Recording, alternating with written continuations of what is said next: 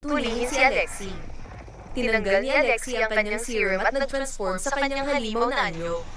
Pagkatapos dito na nagsimula ang matinding duelo sa pagitan nila ni Kraven.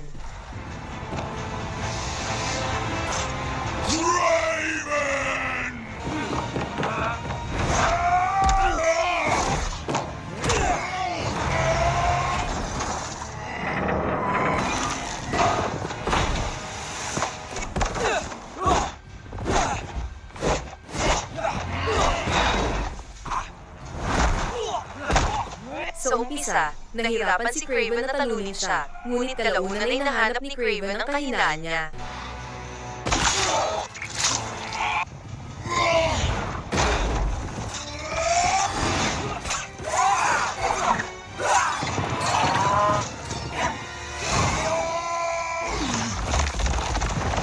Habang naghihingalo si